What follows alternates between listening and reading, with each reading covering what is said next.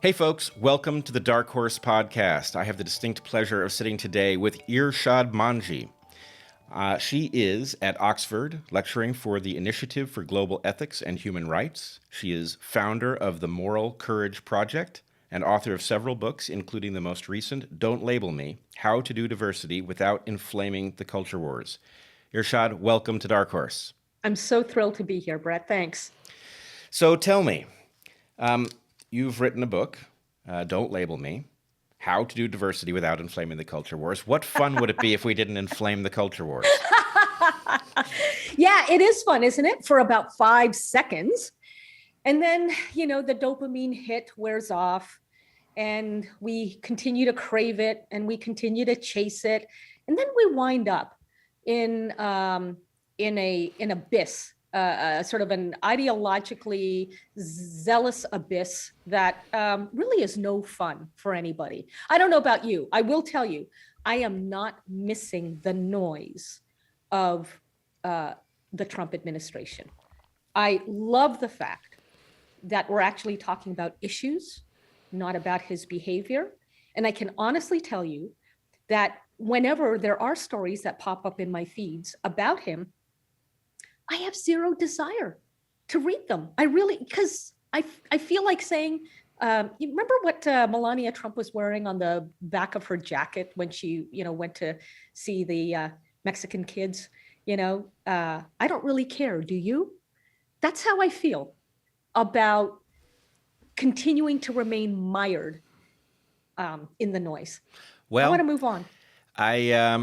I hate to disagree with you so early in our discussion, but I think it's best that we just confront the question. All right. I feel a lot calmer without the noise of Trump and paying attention to his every word and misunderstanding and looking for dog whistles everywhere. But I have the sense that we now have an administration that has high production values, and it knows how to give the impression of things being under control. And frankly, I don't think it knows what it's doing. I think it is playing with fire, especially with respect to things like the culture wars. There are certain areas where it is clearly preferable to the approach of the Trump administration.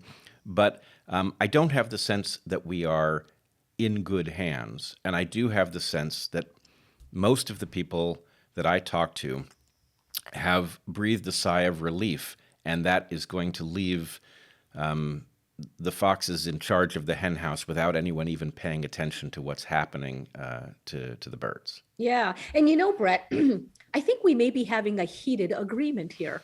I don't disagree with you at all about this. And I certainly did not mean to suggest that, all is well in America land now. Not at all. What I simply wanted to convey was that, the fun of mudslinging wears off quickly. And now it's time to scrutinize, what this Biden-Harris administration is doing. And I have to tell you, I do think that particularly on the Harris side, we are going to get an inflaming of the culture wars. I don't trust that she appreciates how diverse this country is. And by diverse, I mean diversity of viewpoint, not just diversity of demographics. I think that she is an opportunist. She has shown herself to be, and that she will curry favor with anybody in the progressive camp who wants to inflame the culture wars. So we're not out of the woods by any stretch, but it's just now we can begin talking details rather than merely commenting on Trump's latest outrage. Yes, I feel like we are in the woods having been pumped full of Valium so that we're not even aware that there might be, things that we need to pay attention to. Now, I regard Harris as a perfectly cynical entity who will do anything that advances her cause. And I regard Biden a little bit differently. I see him as sort of planktonically corrupt, that he's been carried along with the culture of corruption in the Democratic Party for the better part of his career, and that he has now landed in this position of tremendous power, and he's still behaving in a planktonic fashion. That is to say, he's going the direction that the winds blow on his side of the aisle. And what I meant to imply, as I said that we were disagreeing and you challenged me and said we are in heated agreement, which I also think is likely, is that the day that Donald Trump was elected and everybody was in shock, I had a bizarre feeling of relief, not at his election, because I wasn't relieved at that, though I would have been terrified in a different way if Hillary Clinton had been elected. But I had the sense that suddenly an entire class of people was wide awake for the first time in recent memory, that the election of Donald Trump was so far outside of what was expected that all kinds of people who are not aware of how dangerous the political machines have become, especially on the blue team, were processing information directly for the first time and trying to understand what planet they were living on, and that was a very healthy phenomenon. Now, I think it degraded into something over the course of the Trump administration that was very unhealthy, but being awake is a prerequisite to figuring out how we lost the thread and how we can possibly return to rational governance. And I am now troubled by watching people return to a kind of complacency because what's on the news is now so familiar looking that it seems like somebody must be in charge, when in fact, I don't think that's even remotely the case. So I want to pick up on your point about who, if anybody, is in charge. But let me rewind for a second. You know, in a sense, I hold myself accountable, minuscule way. I'm one person, but I remember I was teaching at New York University back in 2009. And it was during that time that I undertook a fairly extensive tour of the heartland. And with my first book, The Trouble with Islam Today. Wait, when you say heartland, you mean the American heartland? The American heartland, excuse me. Correct. But just to be clear, you live in Canada at the moment? No, I live in New York. I'm sorry. I have misread that. I'm a citizen of Canada, but I have lived and worked in the United States for almost 15 years now. And so at this time, I was teaching at NYU.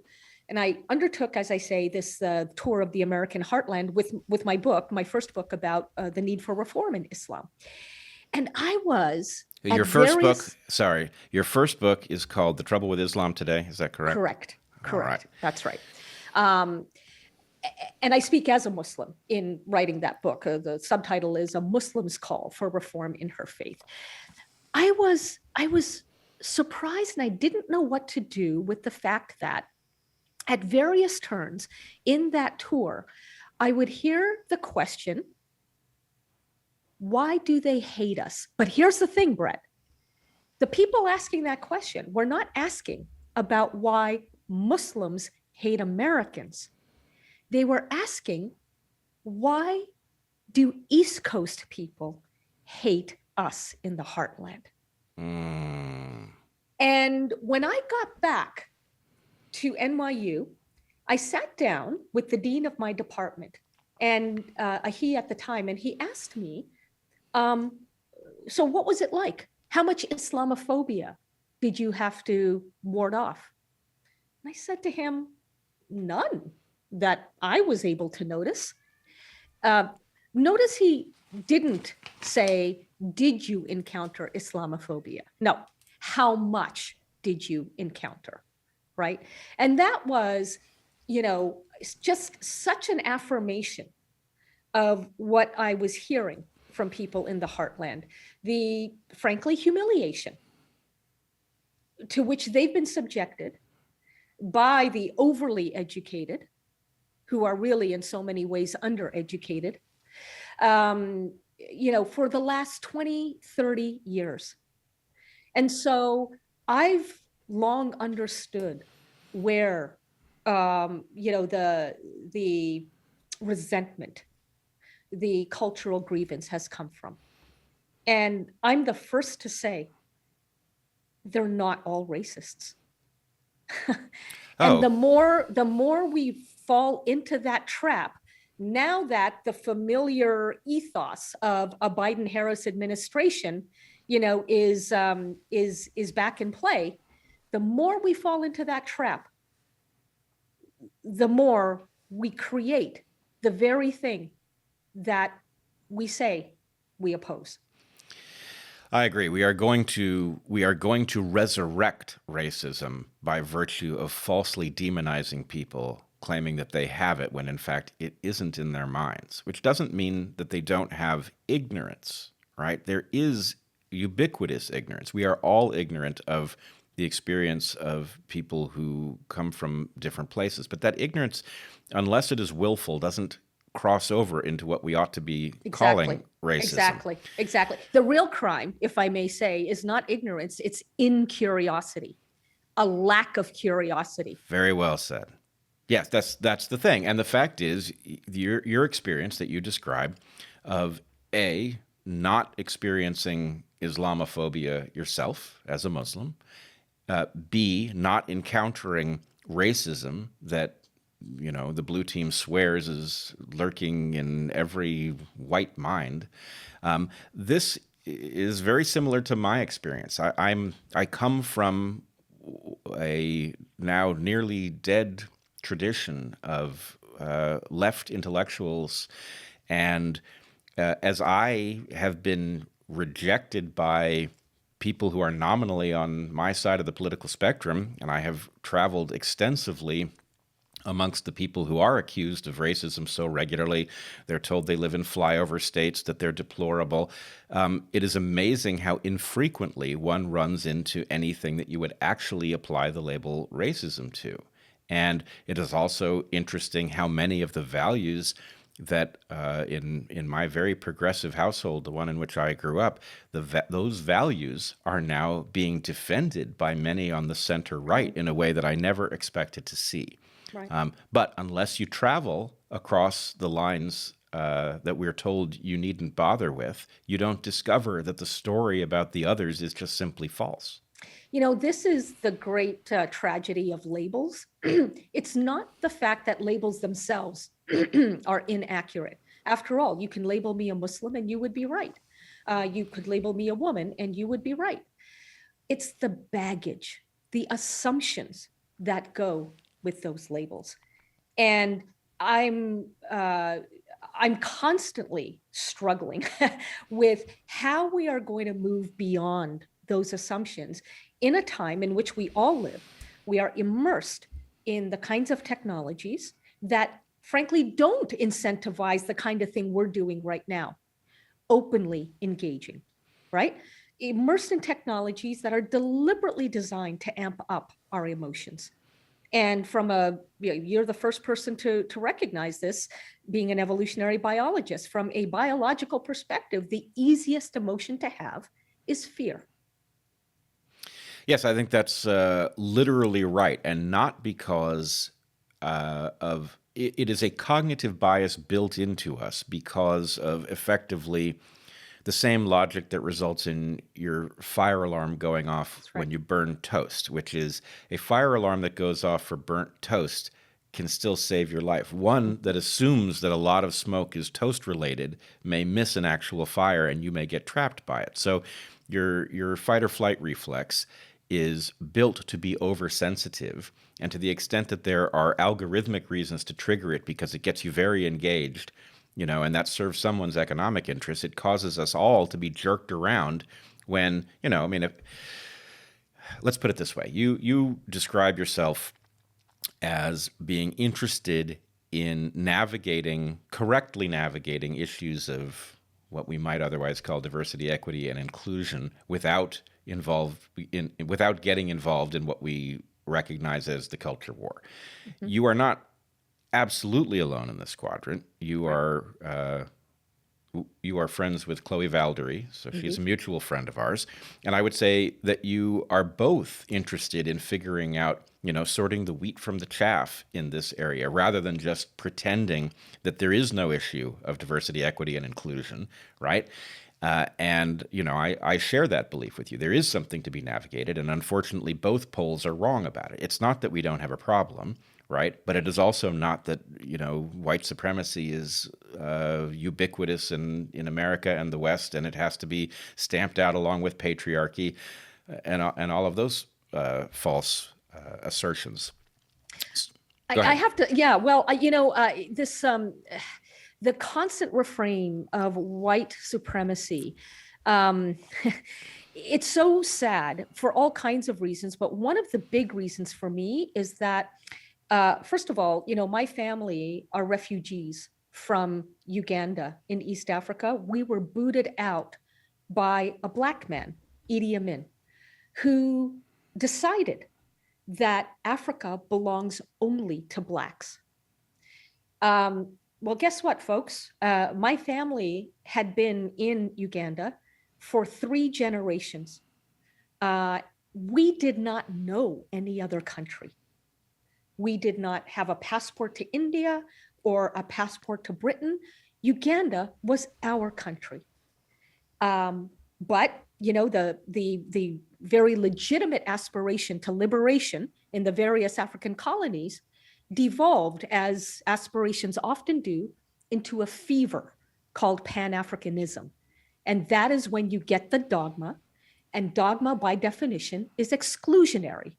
So no wonder that, a military dictator could tell other people of color, you do not belong here. And part of what is so frustrating for somebody who has been born in a completely different segment of the world, coming to the United States, is that even those who decry Western imperialism or who, castigate others for, quote, centering whiteness, they themselves don't recognize that these impulses to exclude are human. They are endemically human. And that if you're going to go around preaching to others to check their bias, the question becomes, what bias of yours are you checking? Role model that. Show that. And that's, again, not what we see. So in a way, Bret, I feel like this whole cultural moment, sort of focusing on diversity, equity, inclusion, and the like, is missing something huge, a huge opportunity. And the opportunity is this. Right now, it's as if there are 2 rival teams on the field. One used to wear the jersey called powerful, and the other used to wear the uniform labeled powerless. Now, those jerseys are being swapped out, okay? They're being traded, but you have the same game.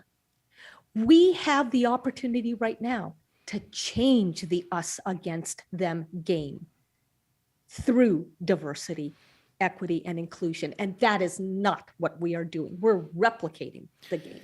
Right. We are replicating the game. It's not as if this isn't a known pattern. I mean, I sort of feel like there are places where the right lesson is encoded, right? There are things you will find in Orwell that are absolutely central to our moment. The Who covered this particular one, meet the new boss, same as the old boss. And the idea is we have this tendency to valorize the oppressed, which is understandable. But the problem is, your point is exactly right. There is a quadrant of human nature that acts in a particular way based on its opportunities once it gains power. And so, to the extent that we view the oppressed as more deserving, they may be more deserving, but at the point that you transfer who's powerful to them, they behave in the same ways. Because guess what? This had nothing to do with their particular genes creating particular defects of cognition. This has to do with game theory. The powerful tend to behave this way unless you build systems in which it doesn't pay. If you build those systems, we can behave much better. And many of us have seen that world. We have lived in these circumstances where, frankly, race has been sidelined, and we've seen how well it works. And it's very frustrating to have the functional world that we might live in prototyped all around the landscape. But when it comes time to say, actually, here's how we ought to structure things so that race is not a dominant predictor of your well-being, for example, we end up shouted down by those who are playing a game that, whether they are cynical, the game is cynical, right? Yes, It is about exactly. leveraging power in order to get limited resources, making hay while the sun shines. And this is, this was a disaster 100 years ago, but it's actually an existential threat now, because if you play that game in a world where people are as thoroughly armed as they are, and in which these tendencies are so amplified by technologies that we did not evolve with, this is going to result in this being a very short ride. So we have a limited amount of time to fix this. It's not like, we can go through another couple genocides and then figure it out. Actually, the time is now. Right. Right. It's so interesting. I wanted to pick up on something you just said about how, we've seen where this can lead, right? I have a very good friend who wrote a fantastic piece about the resegregation that is happening in various schools across the country to kids, third and fourth graders being divided up, physically divided up in sort of the white quadrant, the black quadrant, the BIPOC quadrant, et cetera, et cetera. And one of the people who advocates this kind of thing was the bridesmaid to the friend who wrote scathingly about this. And when my friend saw that her former bridesmaid was on board with this divvying up of kids, she asked her former bridesmaid, what gives? What happened? And the educator who, advocates this kind of resegregation said, well, I'm proud to be working at a school that is willing to try new things. To try old things, really. To try old. How does it not occur to her that we did try this and it was bad? How does an educator not realize that this is not a new thing? It's an old thing. Yes. Tell me how that happens, Bret. Well, I wish I knew. And, of course, I rather famously lived this exact phenomenon as I watched my college embrace segregation. I did the obvious thing, which was to point out that this wasn't a good idea.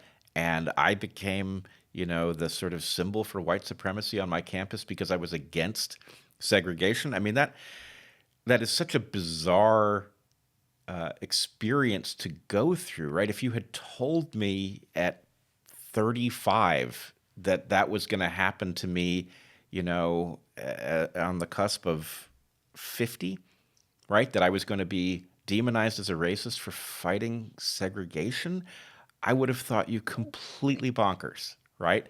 Likewise, if you had told me 10 years ago that we would be having a fight over whether or not there was a sexual binary that was supported by scientific evidence. I mean, this couldn't possibly be a more secure conclusion. It has nothing to do with humans. It goes back 500 million years in our lineage alone, right? How could we possibly find ourselves fighting over that? Or the idea that in mathematics we would be fighting over whether or not 2 + 2 indeed equals 4 in some fundamental way. Like, how did we allow the very basic rules for memory or extrapolation to be taken from us? So now let me ask a kind of a provocative question, okay, to the both of us. And I myself don't yet have an answer by literally because the question is this. What are we missing? What are you and I not getting that so many others get? I'm very open to exploring this. Well, so let me say, I want to be careful because I feel like there are certain things that we could say almost for sure. Okay. We're missing 90% of the story, you and me. Okay. Or that's because we're doing well, right? The fact that we might be getting 10% of it is par for the course, actually. That doesn't mean that the object that sounds like the one you're describing actually exists, because I don't think we are missing it. I think the point is we have been invited to a game that were we to say, you know what, we're probably powerless to stop the game, so we might as well play to win, right? If you wanted to win the diversity, equity, and inclusion game so that at the point that it collapses, which I would argue is absolutely inevitable, when that game collapses, you could have 3 homes, maybe, if you played your cards right, right? And so the question is not what are we missing? The question is, why would we fail to play the game when the alternative is to effectively play Cassandra and to warn of something that's coming and have it not create the impact that could prevent it? Well, in part, I know why I refuse to play by the rules of the game. One of the reasons, there are many, but one of the reasons I refuse to play by the rules is that, as I mentioned, my family and I are refugees to this part of the world. And I can say without a shadow of a doubt that it has been our good fortune to wind up here. Every morning before I pull my sorry butt out of bed, I thank God. I am a person of faith. I thank God that, we wound up in a part of the world where, as somebody with all of my labels, as somebody who nonetheless has been given the opportunities and has recognized them as opportunities and has taken the opportunities to develop a voice and to become something of a thought leader. I really believe, Bret, that most people in our society have those opportunities. I see how, students of color, for example, in urban centers where I've taught, are being pumped with the narrative that not only are they victims, but now, quite apart from their skin color, now they are also, along with white kids, fragile. So that even being exposed to a different perspective, one that challenges the narrative that they're being, filled with, is harming them. And a lot of these kids actually don't feel harmed, but they're thinking to themselves, well, if I'm supposed to be harmed, then I guess I better act that way because that's what's expected of me.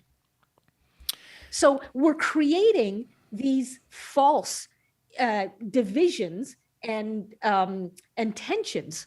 And for what? For the adults to build stature upon this pile of falsifications.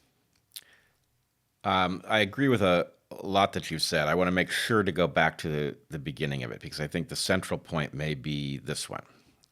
So if the question is why, given that we could play the game to win, and so many seem to be doing it, why would we take the risk of not playing that game? And your initial answer was that you know how lucky you are. I would say this matches my experience exactly. On my worst day, I know how lucky I am, right? This is the good fortune of these opportunities is almost impossible to overstate. Even as dire as I think our global situation is, and as concerned as I am that my children may see civilization come apart. I know that, that effectively even people of modest means at the moment live like kings at the level of their somatic well-being, and that therefore the sense of privation is largely a trick of the mind. And in fact, I think I know exactly what trick of the mind it is.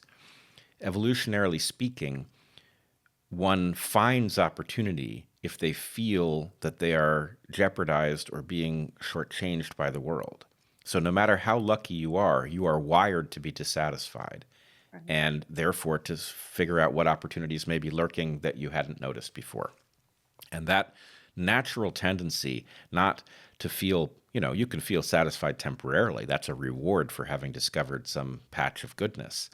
But you can't be stably satisfied or you will be demotivated. And so selection has programmed us to be easily dissatisfied, and our culture has taken ruthless advantage of this because advertisers, the way they motivate you to spend money that you would not otherwise spend or to spend it in ways that you would not otherwise spend it, is to cause you, is essentially to tell you something's wrong and we have the solution to it. And whether that's a deodorant or a car or a new phone, whatever it may be, the idea is they have to create dissatisfaction in order to get your money.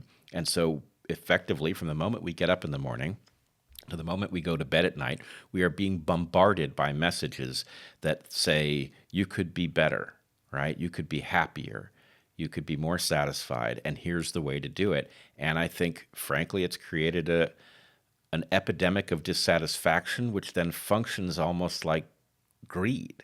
And so maybe this is a long way of saying that I think you're identifying feeling lucky as the reason that you refuse to play a game that you could probably be excellent at, that would be very rewarding financially. I wonder if we were to look at all of the people who appear to be refusing to play that game, whether we would find gratitude disproportionately represented there. Very interesting. You see, so I know I'm lucky. It was through no doing of my own that, I was, and along with my family, of course, expelled to a materially wealthier part of the world. When we arrived in the country, Canada, I'm talking about, we were given our winter coats along with some temporary housing. And I'd like to say, having fled civil war, that at one and the same time, we got peace and fleece. If that is not lucky, I don't know what is. And yet, what was not lucky, I don't think, but you tell me, is that, I went to a public school where questions were encouraged, where I was not penalized for asking questions. Where I was penalized for asking questions was my Islamic religious school. And I got booted out at the age of 14. And because my mother was smart enough to not order me to go back and beg for forgiveness, since, what was I to be forgiven for? Being curious? But because of her, sort of calm and rationality around all of this, she asked me, by the way, now that you're no longer welcome there every Saturday, what are you going to do with all that time? And she said, I want you to be thoughtful about it. That vote of confidence made me want to live up to her expectations. And that's why I geeked out and went to the public library. And so it is indeed lucky that I grew up in a society where we have such things as public libraries. But here's what I'm struggling with. That is the society we have today.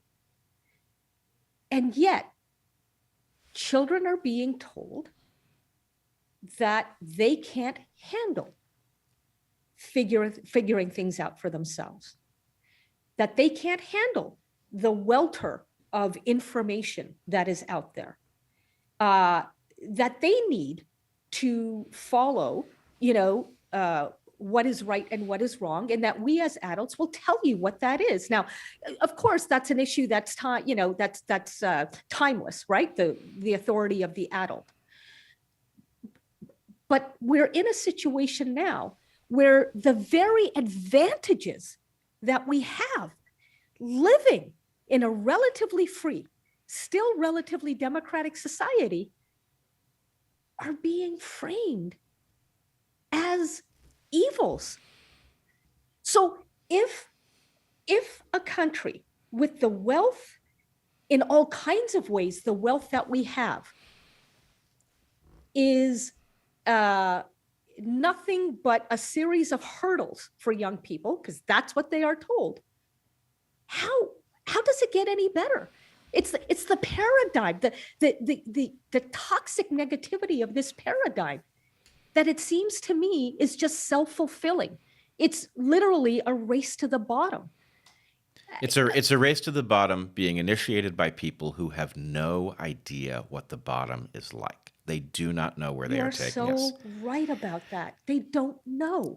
So the incredibly tragic thing about this moment is that because we have been so successful at solving so many problems, people don't realize what happens, that if you remove the solutions because you're pursuing some objective, whether it's a phantom or it's real, you remove the solutions and those problems will reemerge. And we've had it too easy, which doesn't mean that opportunity has been well distributed. In fact, I think it has concentrated in a way that's completely unacceptable. But to kill the goose that lays the golden eggs because you don't realize that that's in fact what it is a terrible tragedy. And unfortunately, those of us who do understand that it can be much, much worse than it is are finding ourselves powerless to make that point. There's something so intoxicating about the idea that the problems are obvious, the solutions are known, we just simply have to force civilization to them,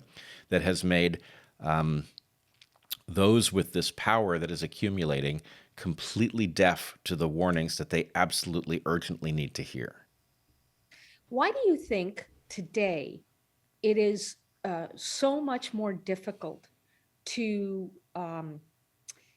inject nuance into analyses and have that taken seriously? I mean, there are multiple factors, I know, but do you think there is something overarching? Yes, more or less I do. And I think that the something is corruption. And I mean corruption in a general sense. There's, of course, a narrow sort of political corruption that occurs, but we have a general culture of corruption that has resulted in powerful forces unhooking the mechanisms by which we would figure out what is true, because it is inconvenient for this industry or that industry or this coalition. So the ability to shut down an inquiry that leads in an inconvenient direction has now swept across the board. And so the institutions, I don't think in general it is that people once understood and now they don't. I think that what happened was the governance structure writ large, including journalism and the culture of people that adjust the way society functions, was more or less informed by a more or less factual understanding of the world through a process that, yes, was very noisy, but wasn't perversely incentivized. And I know from looking at what takes place inside of science that effectively the mechanism that figures out what's true and tells us what it is, irrespective of it, irrespective of whether it is what we want to hear, that mechanism is no longer functional. And so what that means is we are living in a kind of a giant he said, she said world, which is all about factions getting ahead of each other and not about the thing that actually ought to unite us, which is the truth of the precariousness of our position, the necessity that we figure out how to preserve the system as we have it, to fix its defects as is possible, and to move forward through time aware that the real jeopardy may come from outside, right? We could face, for example, a Carrington event that would take out a large portion of, let's say, a third, of the grid, the electrical grid for North America, would create a very serious nuclear hazard because nuclear reactors depend on power in order not to melt down, etc. That's a threat. That's not a political question. That's a question we ought to be focused on because of the fragility of the system we've structured. And all people ought to be united in looking at that and saying, well, that ought to be a high priority. But of course, it's on nobody's radar because it doesn't fit with the paradigm of demonizing the other and arguing that, in fact, they are the problem, we are the solution, it's time to give us power, and all of the games that are usually played. So yes, I would say the collapse of the institutions that are supposed to inform us is at the core of this. What would you say is the reason for the collapse? Where did that start? Well, without being too specific about it, I would say that there are a set of processes that are uniquely capable, but are also fragile by nature, right? So science is such a thing. Science is the best mechanism we have for figuring out what is true.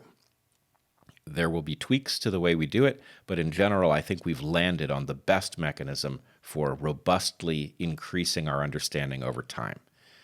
It is not tolerant to being plugged into market forces, right? It can't be in the same room with them. It needs distance. And so It needs independence. It needs a firewall. And so by not firewalling science and by saying, well, okay, market forces are great. They figure out what's better and what's worse, so let's just plug the market into them. We'll figure out who the best professors are. We'll figure out what the right experiments are. We'll figure out what the questions are we ought to address. By doing that through market forces, we've effectively taken the trappings of science and put them onto economic phenomena.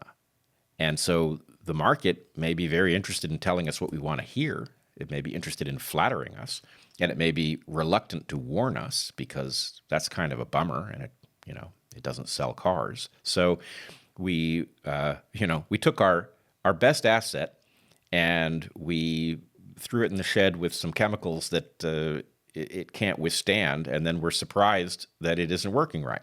And it's not the only one of these. We have market forces impacting the way our courts run. We have market forces thoroughly infused in our journalistic mechanism. The first draft of history is being written by forces that are competing for our attention and for which truth is at best secondary. So all of these things, I think, are downstream of this. I'm very enthusiastic about markets. I believe they are uniquely capable, but they are not the right tool for anything and everything. They are the right tool for certain things, and they need to be kept away from other things. And because we didn't draw that line, I believe our institutions are in collapse. So would you say, well, okay, oh my gosh, there's so much I want to ask you here. You use the word collapse. Them's fighting words. You didn't just say decline. Collapse.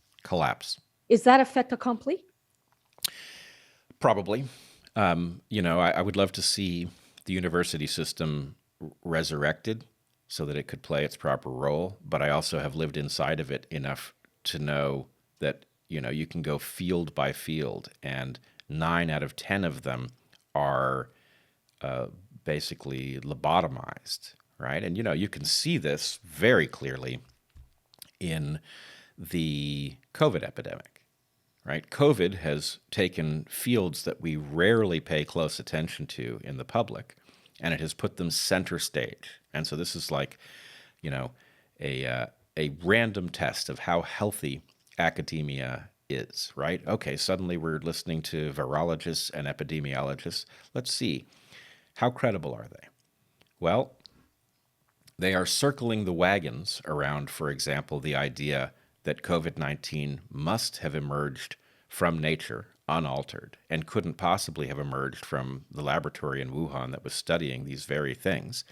And they have gone about demonizing people who said, wait a minute, actually, there are at least 4 different kinds of evidence that suggest otherwise. And if you scratch the surface and you dig a little deeper, you discover that actually, in part, there are perverse incentives, economic in nature, that would cause these fields to circle the wagons around what is increasingly clearly a false consensus. And so, what I would say is that's not a coincidence. History chose a field or two at random for us to check how well our institutions are doing. And what we found is that the people that we need to be completely independent of politics and economics at this moment are behaving in a completely political and economically motivated way, right? And my contention is you're going to find that across the map, right? Any field you tune into is very likely to have these dynamics. Your best bet for places where it isn't are places where nothing is at stake, right? The closer that a field is to economic phenomena, medicine, for example, the more corrupt it tends to be. I think sadly, you can't just if you fixed the connection to the market of the university system tomorrow, it would take decades for the system to recover. Effectively, it would have to clear people for whom the corruption is endemic in their minds and replace them with people who came from a place of mental independence. And it's not a short-term solution. But we don't have that time, you're suggesting. It's very hard to put a time frame, but Yeah. Carrington event that I mentioned, that could happen any day, right? Yeah.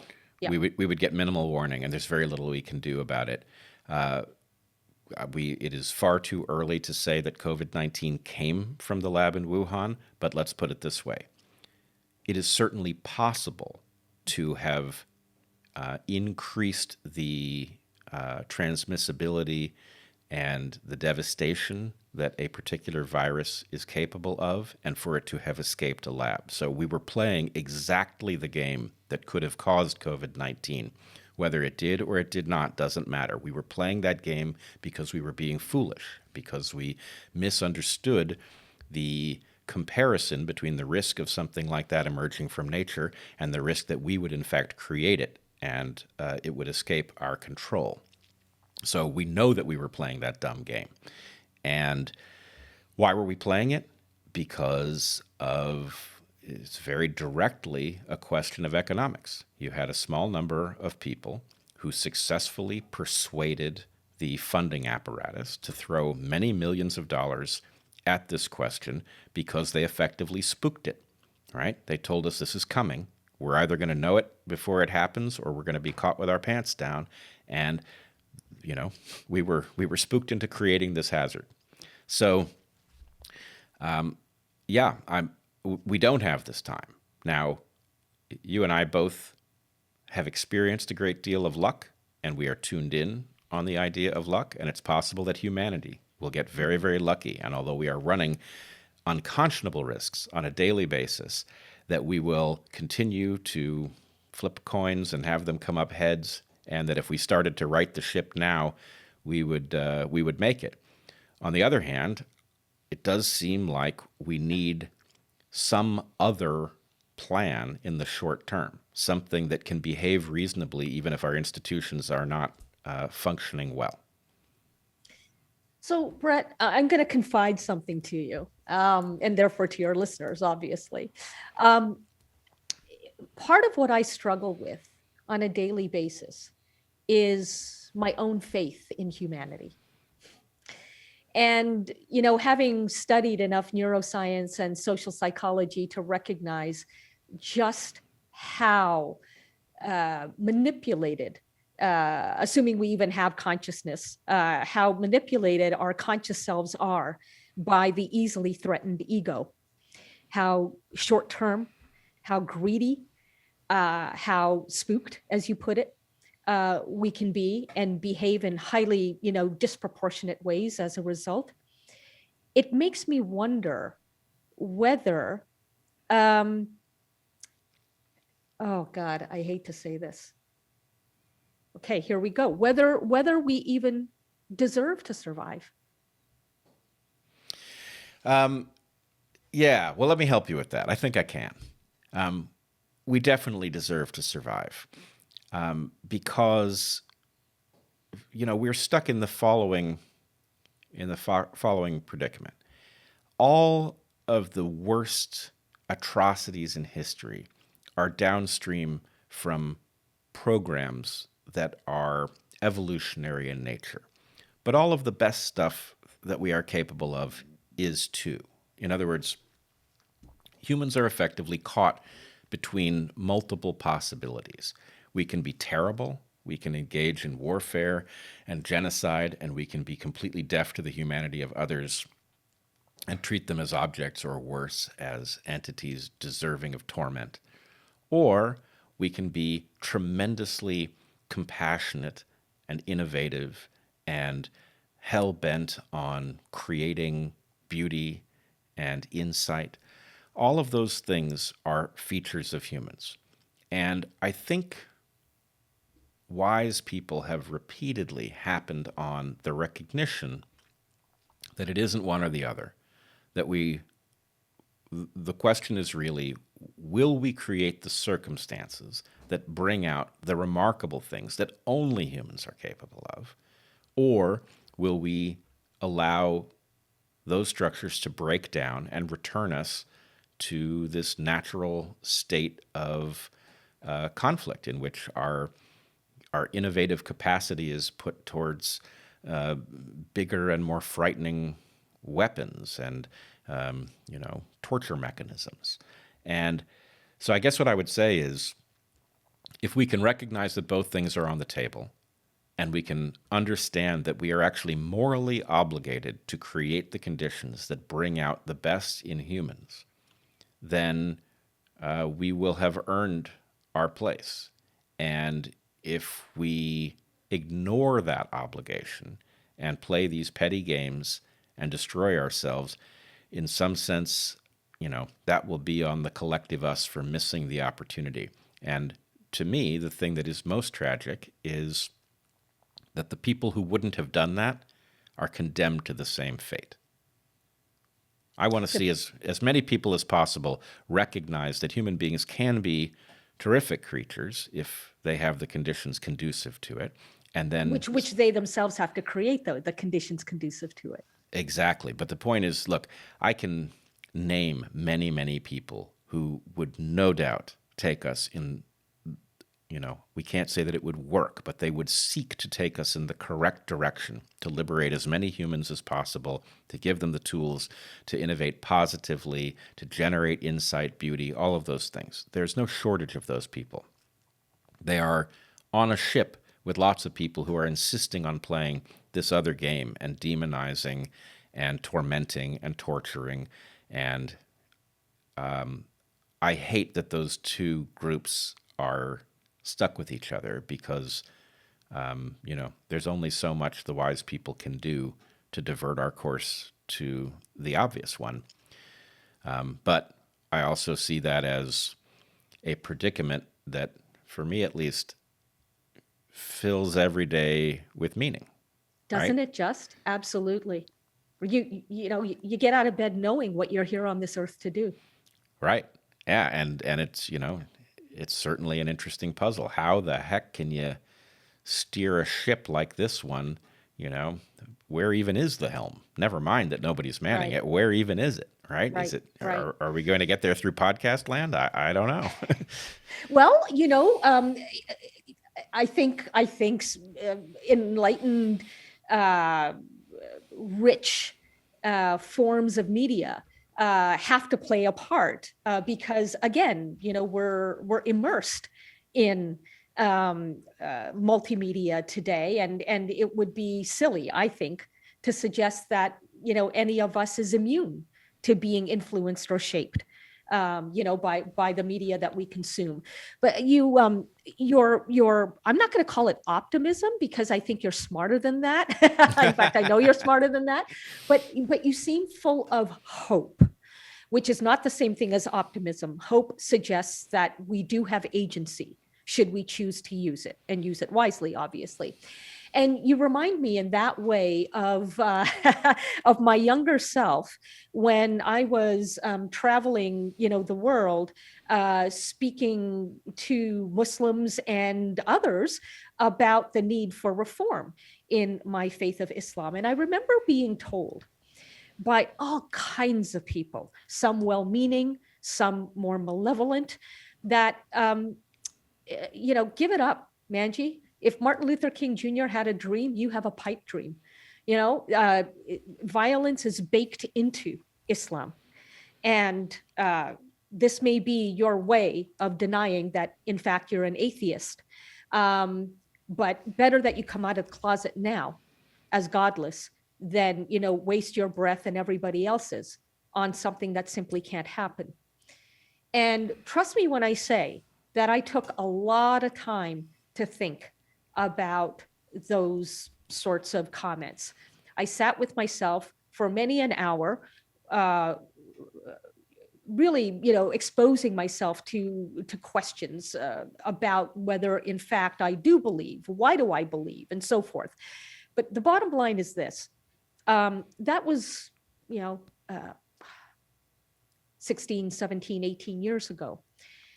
Today, I hear from young Muslims, a whole new generation, and then even the generation after that, who say, I can have conversations like this with my parents, with the elders of my community, even with theologians, because people like you opened the door. And once that door is opened, it can't be closed. Now, whether I choose as a young Muslim to walk through that door, that is my choice to make. But I couldn't walk through it if it wasn't already open. I remember when I was teaching at the University of Southern California, around about 4 years ago, I held an event called Forbidden Questions about Islam. Forbidden questions. And the whole point was to invite people's most burning questions that they felt they couldn't turn anywhere else to ask. And at least I would assure them, can't say this for the audience, but I would assure them that they will not be immediately judged for having those questions. Let's get it all out on the table.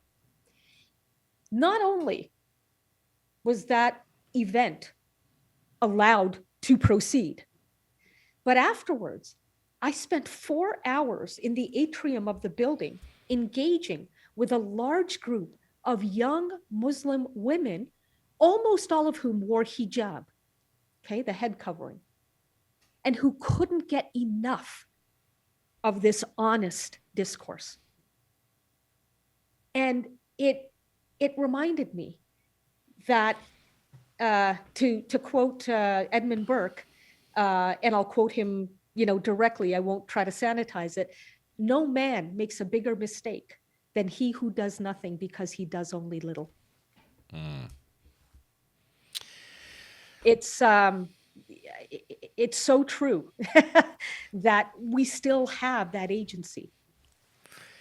All right, shall we? There's something I'm dying to talk to you about, and unfortunately this is going to require a little bit of a disclaimer here, because I think I know what the question is, but I don't really have the position from which to ask it. And so I need to say a little bit about my own history before I ask a question that I think we will both agree is not my place to ask. So your story and mine are not remotely similar, but there is an interesting parallel. So I read about you, the story that you recount earlier of having been kicked out of madrasa for asking too many questions, or the wrong kind of questions. Yeah. So here's my story. I grew up in a very secular home. We were culturally Jewish, but there was nothing invested in Judaism as a religion. And as my friends were, many of my friends were Jewish, getting bar mitzvah and the like, or heading towards it, and I felt a bit left out. What was this thing? And in fact, my best friend when I was quite young, Aaron, came from a household, to be honest, I couldn't tell you. I still don't know what they actually believe, but I know that they were observant, right? So I spent many seders at their house, and I got to see what a non-secular Jewish home looked like. And so, in any case, at some point, I actually asked to go to shul and to figure out what this thing was. And I went, and I was thoroughly disappointed. And the reason that I was disappointed, I was allowed to ask questions, but the answers were nonsense. And I knew they were nonsense. And so what was the point? Why, school was already a problem for me. I wasn't any good at it. And that revealed something about what was wrong with it. And here I was choosing to go to more school. And when I asked questions that I knew were perfectly good questions, the answers that came back were gobbledygook. And so I left. And in some ways, I think that that's a bit of a tragic story because, that was it was just I dipped my toe in the water somewhere, and had I done it in some in a different building in a different part of town, I might have had a different experience. But what I got, I took to be representative, and I paid very little attention to Judaism directly from that point forward until I started to realize my error as an adult. In any case, it leads me here. There is a question about why Islam is the way it is. And there's no doubt there's a tremendous amount of violence inherent to the doctrine in the Quran. But you could say the very same thing about the Torah. It's in there too. And so there's a concept which I have played with. I've also heard Eric has a formulation of it. And the idea is that there's a distinction between these two traditions. And the distinction is about the mechanism through which religious dogma is updated. That Judaism effectively has a living rabbinical tradition that interprets the doctrine in light of modern realities, right? So we don't spend so much time on the details of Moses's laws of war, which are perfectly abhorrent, because it's not relevant. And in fact, it is in conflict with the modern world. So it is de-emphasized by a living tradition. And that in Islam, and you correct me if I have this wrong, in Islam, there is actually a prohibition, effectively, against update. And I don't know how much you know about my evolutionary conjecture about what religion is, but what I have said is that religions are literally false, but metaphorically true. Metaphorically true means that we take things that actually put a lineage at advantage and encode them in stories that are not factual, but that result in adaptive behavior. That mechanism is subject to capture, right? So the story of Jesus flipping over the money changers' tables in the temple is one of a rebellion against capture, effectively. Right. Martin Luther, having challenged indulgences in the Catholic Church, is a challenge to a kind of capture. And that Islam has encoded resistance to capture in the prohibition against prophets after Muhammad. How am I doing so far? I think you're getting the broad strokes quite right. There are some interpretive issues here that I'll certainly talk about in a second. But so far, I hear you. Okay, so the question is, every tradition has what I would call an analog to virus protection. The way you might have virus protection on your computer, religious texts have a way to prevent people from capturing the voice of God and using it for their own benefit. And preventing new prophets would be one such mechanism. And a rabbinical class that has license to shut down bad schools of thought, for example, might be another.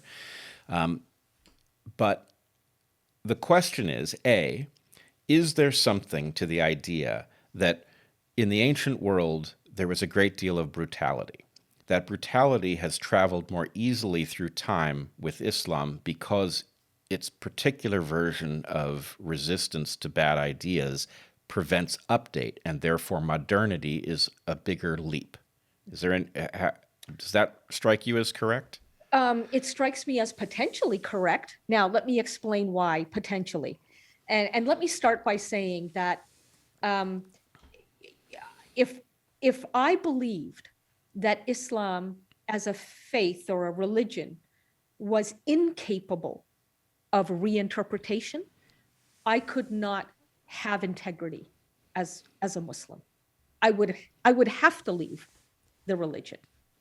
But I don't believe that because it's one thing how the practitioners of a religion on the whole behave is obviously a demonstration of what they believe, but it is not a demonstration of what is possible. And so, for example, most Muslims don't even know, Bret, that the Quran, Islam scripture, contains 3 times as many verses calling on Muslims to think, ask questions, analyze, rethink, and decide for themselves than verses that tell us to just submit to this or that. 3 times as many verses. Most Muslims have, and I'm talking about globally now, have never been exposed to the idea that I picked up at the public library, namely that Islam has its own tradition of independent thinking, of creative reasoning and dissent and debate, and yeah, reinterpretation. It's a tradition known as ijtihad, not jihad, although even that word does not mean violence. It's the connotation that militants have given it that now conjures up violence in our heads. But ijtihad is all about struggling with the complexity of the world. And there are plenty of, again, power hungry theologians. Some would say that's a redundant phrase, I know, but power hungry theologians who would argue that, the Irshad Manjis of this world would like you to believe that, that ijtihad is open to all Muslims. But no, it's not. You need a certain amount of scholarship. And even lesser known scholars have pointed out that the one right under the umbrella of ijtihad that all Muslims have is to decide for themselves what scholars to follow, so that those scholars who argue that ijtihad is something that all Muslims need to exercise and have both the responsibility and the right to exercise, one can choose to follow those scholars, not simply the louder, more institutionally backed who hang on to their power by telling us you cannot think for yourself, right? So all of this is simply to say that the fact is that it is we Muslims who need reform.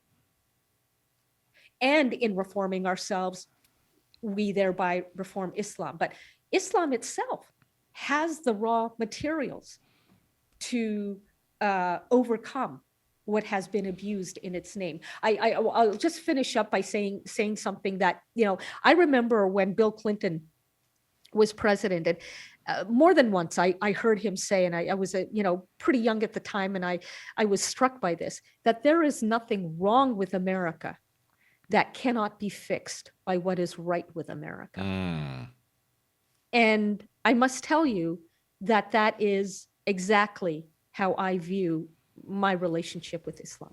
Beautiful, beautiful. So this is actually better than I had hoped, because while I think there's something to be evaluated in this question of what the update mechanisms are and what circumstances they find themselves in, are there certain ones that just by happenstance happen to work better in modernity and the like. But the second part of what I wanted to ask you about is that I am by no means a scholar of Middle East history. I know what I know, but I also know that I don't know in what way it is biased, that it is obviously so fiercely fought over that it's one has to be very cautious of what they think they know. But my sense is that there are at least 4 examples of Islamic states attempting to modernize and making substantial progress on that goal before being bucked back to a more religious form of governance, and therefore a more conservative interpretation of the obligations of citizens. And, in the 20th century, the ones that I spot are maybe most obviously Turkey and Ataturk's modernization, but also Mossadegh in Iran. It's going to be controversial, but Saddam Hussein, as evil a human being as he was, there is a story to be told about what form Iraq was taking under his rule and what happened as a result of our deposing him.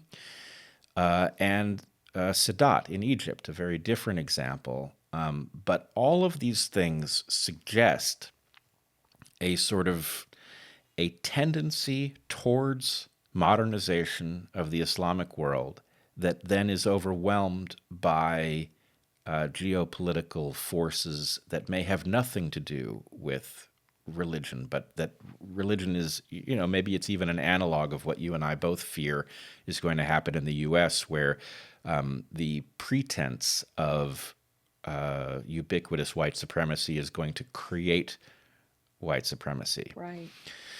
So what do you think? Am I right that Islam would probably modernize through whatever mechanism if it were not constantly up against geopolitics? I think that because of the tools within Islam to update interpretations, I think that a lot more people would be a lot less afraid to offer up modernizing conceptions of faith.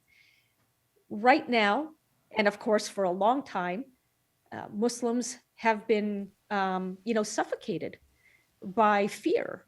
First, fear of violent autocratic rulers. Later, fear of the state itself. And throughout, because Islam was born in what we know today as Arabia, and the culture of honor, which I'll explain in just a second, is fundamental to that culture.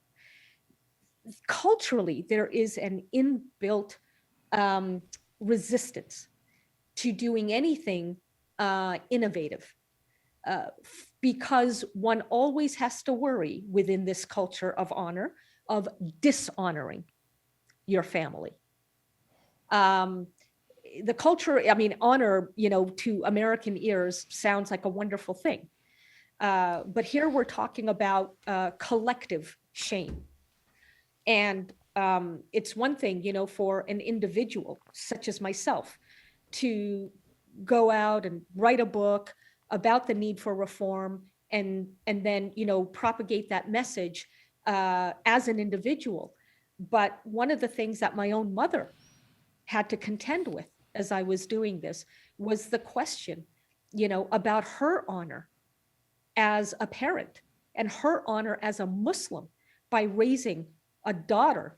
First of all, a daughter, not just a son, but a daughter who dared to ask these questions and think for herself. So I knew that even as I was writing the book, that this is something my mother will be punished for because, she's my mother and therefore ultimately responsible for me in this mindset, right? So the real challenge, I think, Bret, to modernizing the practice of Islam is not the religion itself. It is what I have called in my first book, foundamentalism. Not fundamentalism, but the privilege of considering yourself as an Arab, the founder of Islam, and therefore the ability to pull rank. And this is what Saudi Arabia does time and again. That, we Muslims have just blithely given the Saudis the authority to consider themselves the custodians of the two main, most important institutions, within Islam. And because those institutions are located in Saudi Arabia. But just because Islam was founded there, so what?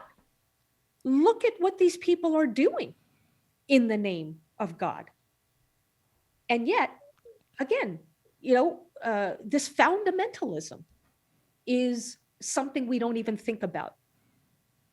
This is what I'm trying to get Muslims, and more are, thinking about it. Why Saudi Arabia? Why give them that authority? What if, this is not an idea that's going to take off anytime soon, I assure you, but what if Muslims boycotted the Hajj until the Saudis began to treat people, foreign workers, women, Jews, Shia Muslims, minorities, in other words, within their own state decently? And what if we boycotted the Hajj, which takes place in Saudi Arabia, in Mecca, obviously, until such time as Saudi Arabia stopped supporting the genocide of the Uyghur Muslims in China?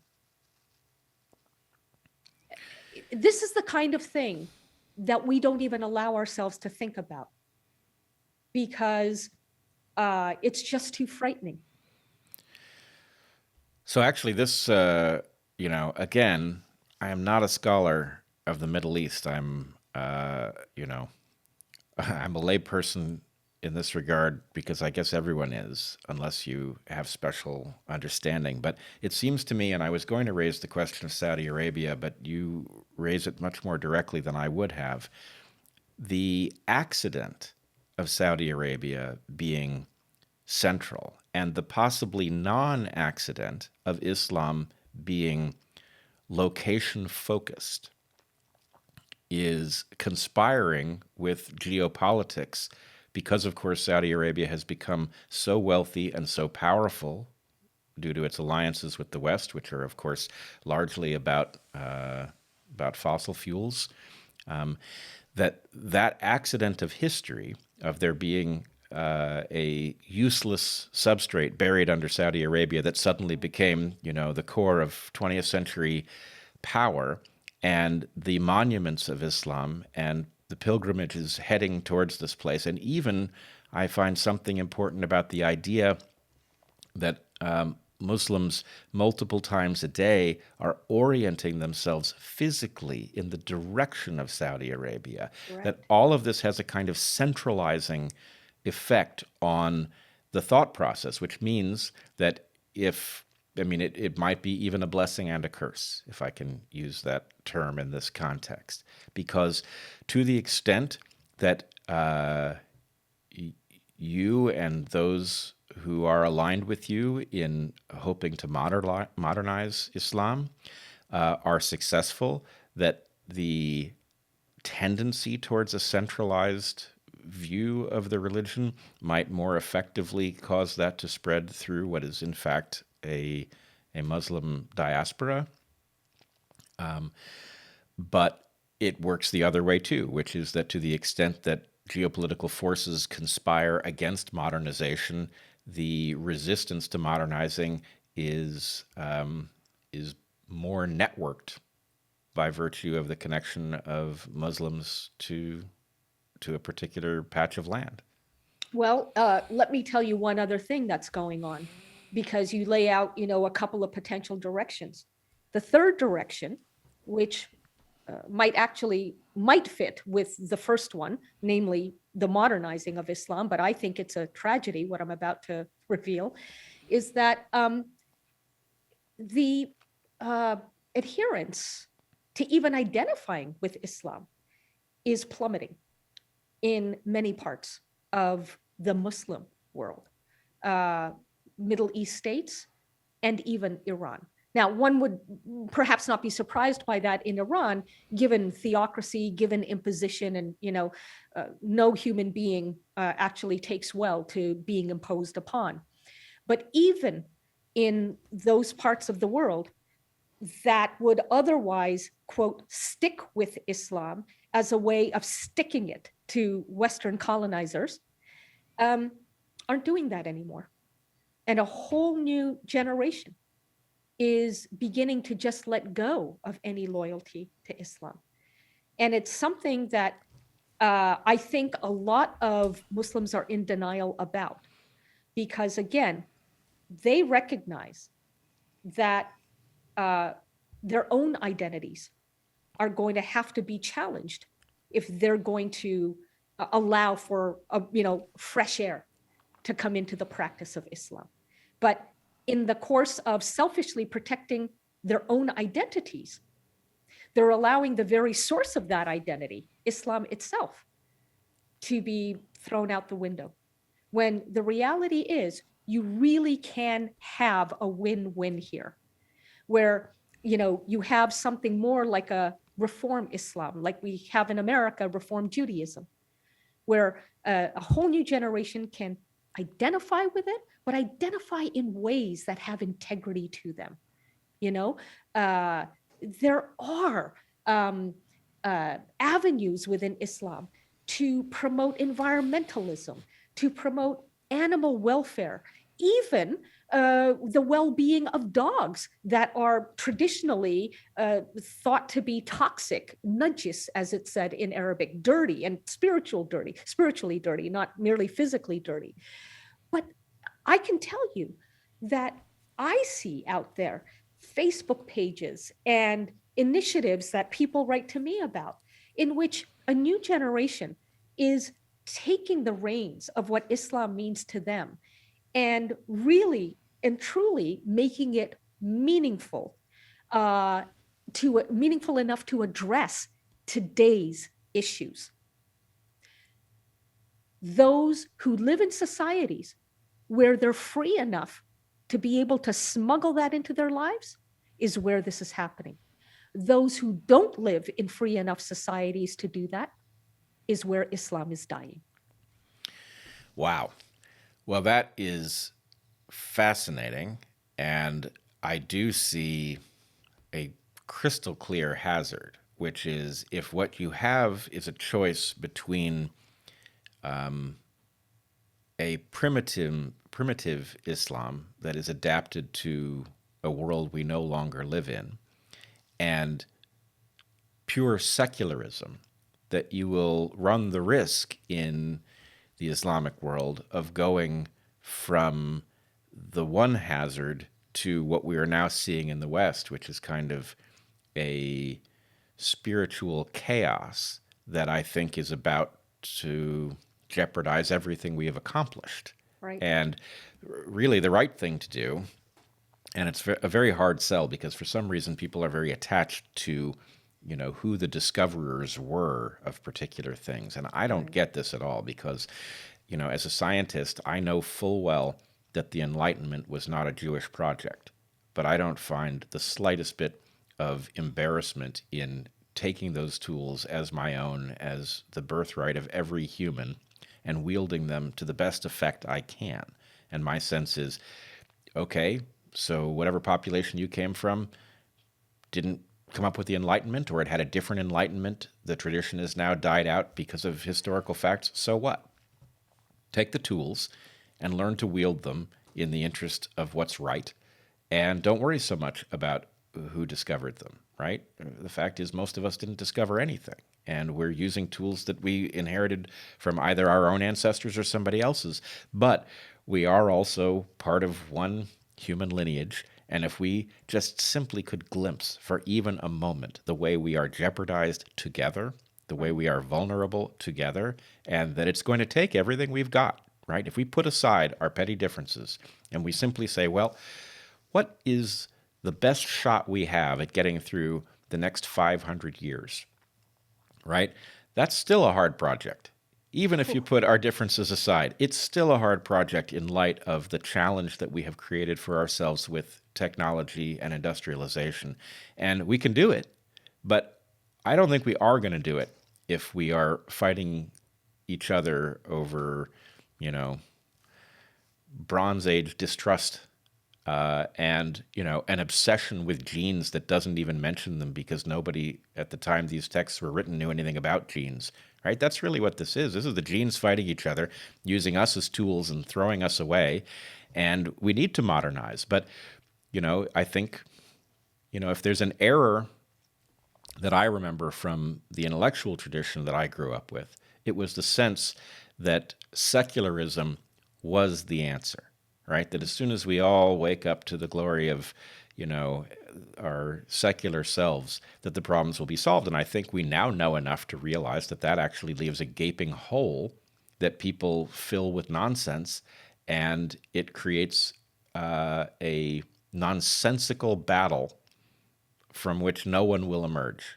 That in fact, we can't go back to the traditional view, and we can't abandon the view entirely. We have to create something that is actually up to the challenge of modernity, but honors the traditions from which we come.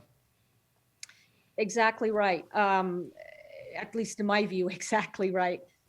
And I love, Bret, that, by the way, do you consider yourself an atheist? I never say that word Uh-huh. About myself, and there's a reason that I don't. It's not, I think my sense is that almost anybody who draws the distinction, if they heard me say what I believe, would classify me as one, because I don't believe that there is anything supernatural. There's no reason to hypothesize it. But I don't say that I'm an atheist because atheist now carries baggage. It's an affirmative kind of belief. Exactly. And the atheists have shouldered that burden very poorly, in my opinion. They have they have had a religious fervor about them for doing away with other traditions that is completely inappropriate, and it has resulted in some of our smartest atheists, let's say, completely missing the fact that religion is serving a function. That much is obvious evolutionarily. Right. And so we are obligated not to pretend it's a mistake, which is what the new atheists have done. So, no, I don't call myself an atheist, but probably everybody else would be likely to see me that way. Sure, fair enough. And I, again, really appreciate the fact that you've distinguished between the label and the baggage that goes, the assumptions that go with that label, which is exactly, the issue that I have with labeling people. That said, I love the fact that you've pointed out that we are in a state of spiritual chaos. And I think more than just chaos, I think it's a void that, politics, whether it is the cultism of QAnon or the cultism of BLM, have swooped in to fill. So, though organized religion is on the decline, that doesn't mean religion is on the decline. And that really does suggest to me that, as human beings, the function that organized religion has played for us is a function that speaks to a deep-seated, perhaps even genetic need of ours, right? The need for belonging, the need for community, and frankly, the need for identity. But the other thing that religion, I think, has done, which I really didn't pay attention to until quite recently, is that it gave human beings a way of cooperating with one another outside of the immediate family.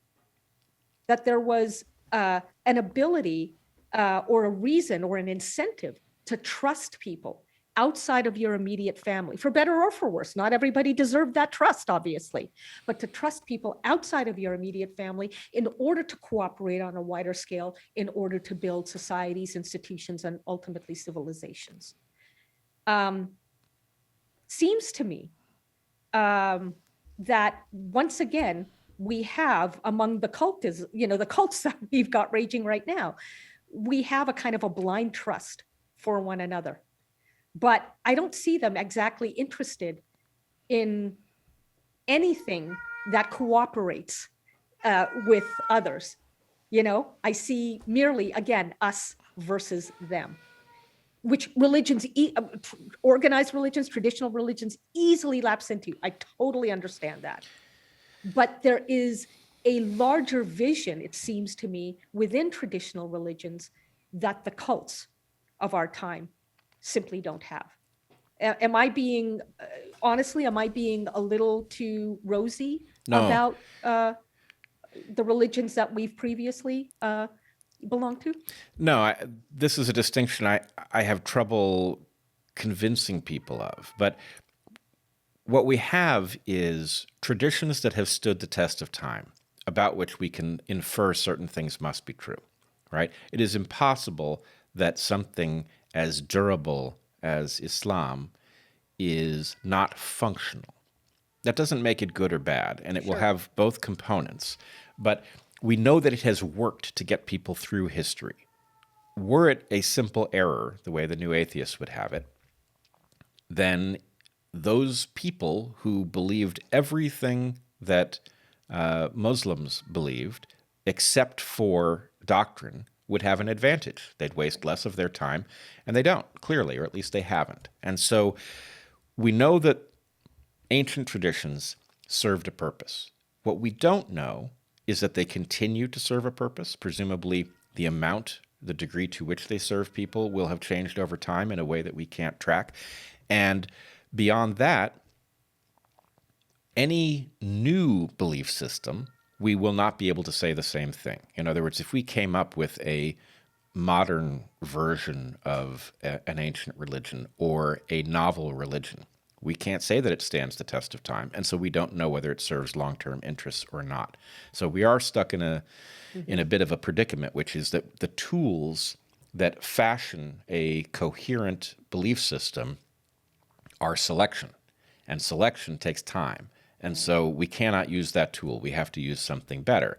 On the other hand, your description of religions as creating a basis for trust beyond the family, I believe this is literally accurate. And that, in fact, one thing that we cannot see is that selection endowed us with an understanding of immediate family because, evolutionarily speaking, there is a lot to be gained by understanding to whom you are related and how related you are, and to whom you are not directly related but should behave as if you are. So, for example, in-laws, right, are close family, but not for genetic reasons. You're effectively related through your descendants to your in-laws, which is a very interesting evolutionary phenomenon. But in effect, these communities, religious communities, do extend trust beyond the family, but really what you're looking at is extended families. These are lineages. And so the genetic basis for that trust is there up until a certain point at which increasingly modern mixtures of people result in the establishment of trust between populations that may not be closely related. And so there's a new evolutionary question, which is, if I, 200 years ago, being in a Jewish community somewhere, would have extended trust to other Jews that I did not know myself to be related to, but in fact I was, in effect, more closely related to them than to others. Can we now take those same parameters and float them without the genetic connection, right? In other words, can people who have no genetic basis for trust stably come to trust each other? And then, hopefully, the answer to that question is yes. And if the answer to that question is yes, then the ultimate question is, why not the human lineage, right? We are, in fact, so if these belief systems evolved in the context of lineages fighting lineages, and therefore needing to extend trust in order to survive through time, right? The threat from the outside is what causes you to view others as aligned. Well, we are all threatened from the outside. We are now threatened. We've seen the enemy, and it is us, right? Yep. Our technology is going to do us in if we don't figure out how to collaborate. So the question, maybe the ultimate question, is can we view ourselves as one lineage fighting an external threat that is not human in nature, or if it is human, it is us. I suspect the answer to that is yes. Whether we will get there, I don't know. Well, and this is why, Bret, I mean, I'm working with exactly that question in leading the Moral Courage Project. I know that the phrase moral courage easily connotes the idea of speaking truth to power. But the problem with just leaving it at that is, it suggests that that your truth, the one that you are speaking, is the only truth worth considering. And moreover, if you're speaking it to power, that must suggest that you yourself have no power, that power is always external to you. When the reality is that, all of us are born with brains, and therefore born with that primitive part that gives rise to the ego. And the ego, if we're not aware of its machinations, is, at least in my view, the most pervasive, most pernicious power and most universal power that exists. And it makes us cling to, quote, truth, believing that we must, lest we be weak, lest we be, wiped out. And makes us believe that, therefore, we can't be listening to where other people are coming from. This is, I think, what it means to have moral courage in a time as urgent as ours. Quite simply, it means listening instead of labeling. Or maybe I should get more realistic here, listening before labeling. But it's because there is a biological impulse to feel threatened that we've actually got to figure out ways to tame that impulse. And it seems to me that we will not figure out enduring ways if we don't believe that perspectives other than our own are worth hearing out. So this fits very closely with a set of thoughts I've had. I'll just lay them out briefly. You can tell me what you think.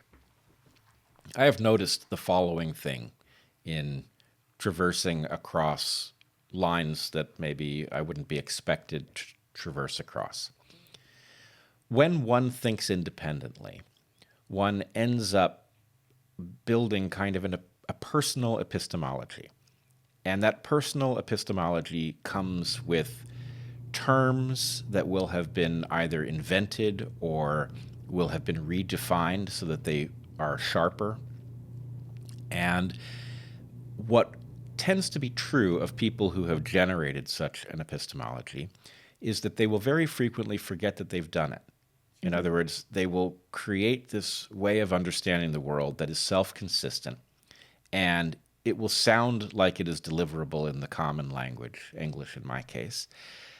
But if you take two such people and you put them together and you say, okay, now talk about what's true, they will very frequently run afoul of their personal redefinition of the world for self-consistency because they won't realize that the other person has done it also, and the other person will simply sound wrong to them.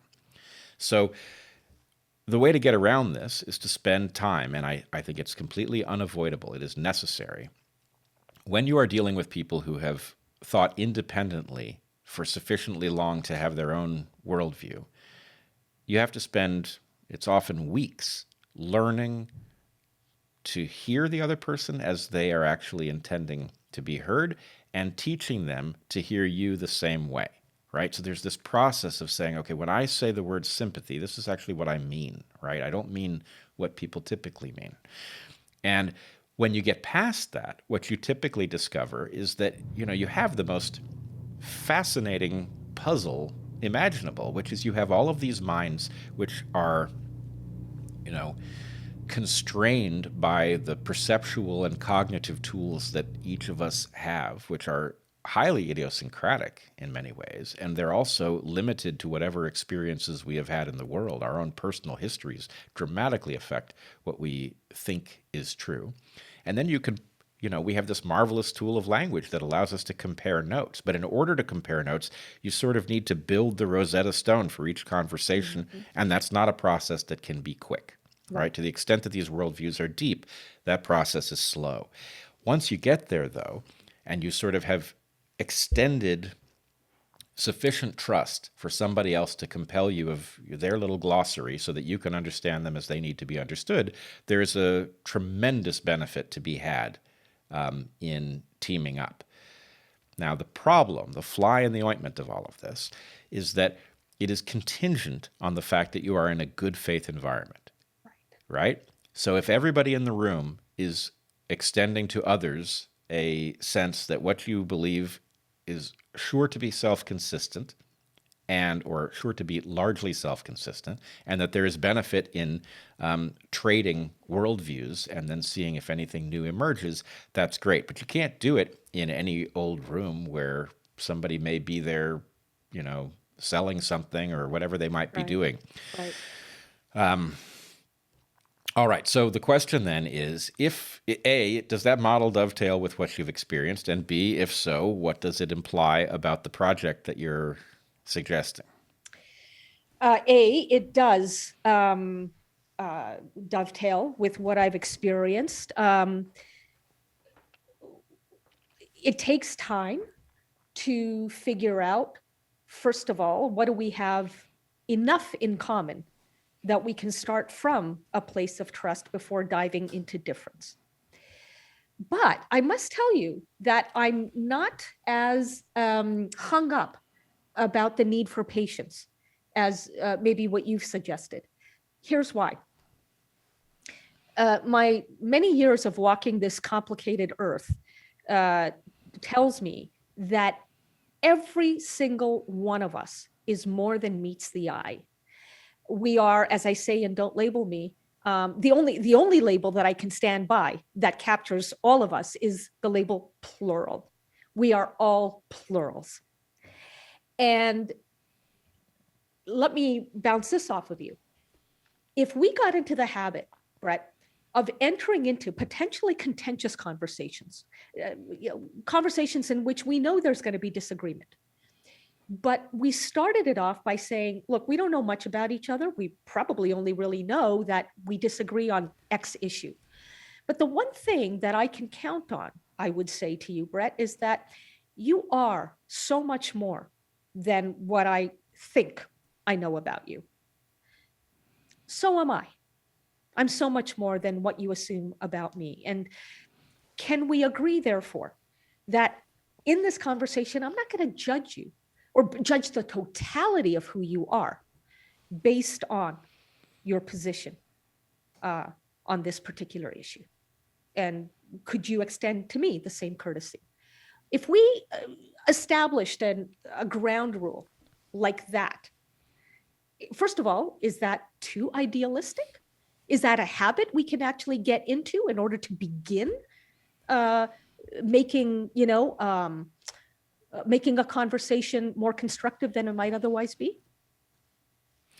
So it's funny. I had almost forgot to mention it.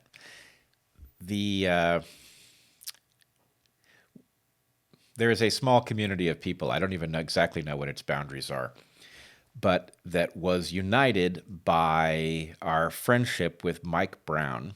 Mike Brown used to hold a gathering he called Science Camp, where he would bring scientists to a particular island, and we would talk to each other about what we thought was true, doing exactly the sort of thing you and I are describing here. And there was a thing that we had called Double Island Rule. The Double Island Rule, because we were meeting on Double Island, was that when somebody says something that sounds stupid, they wouldn't be in the conversation if they were stupid. Therefore, you are obligated to imagine that what they have said makes sense relative to some framework, and you're obligated to look for it, right? Leaping to the conclusion that because somebody has said something preposterous, that they are obviously not making sense wouldn't be a reasonable thing to do in that context. Now, you can't apply this rule just any old place, right? Lots of people say lots of stupid stuff. But in the context where you have curated the discussion so that everybody there knows what sense sounds like. At the point people stop making sense, there's typically a reason for it, and very frequently it comes down to one of these glossary comparisons or something like that. So I love your approach to this, which is, all wise people recognize that that I might be the central player in my story, but that you are surely the central player in your story. Right. And therefore, I need to correct the discussion for the fact that if each participant is having that experience, that, and this is someplace very important to me, we are actually having a conversation that exists between us. The important thing about this conversation is not what happened in your head. That could go on to be important. You could go on to do something with it. Likewise, I could go on to do something with it. But the primary import of this conversation is that you and I have created an emergent space between us in which we have reached an understanding, right? And it contains pieces of what I think and pieces of what you think. And it seems to be hanging together in the middle, in the sense that we seem to agree on important things that are enlightening in their own right.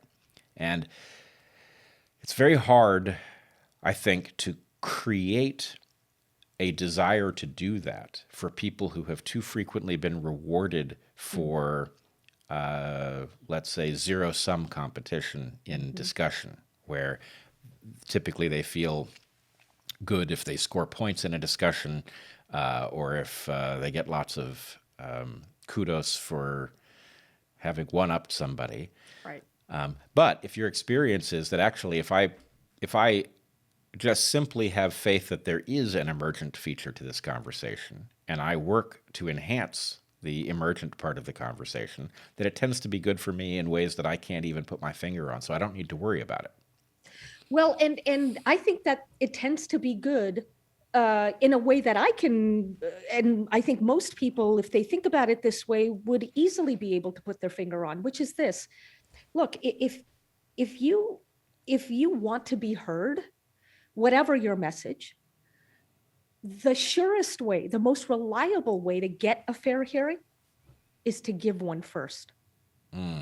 Not because there's any magic in that, but because there is a biological process here where, Bret, if I am asking you sincere questions about where you're coming from, and I'm listening to understand, not to win, because there's no need to turn a perfectly good discussion into a debate.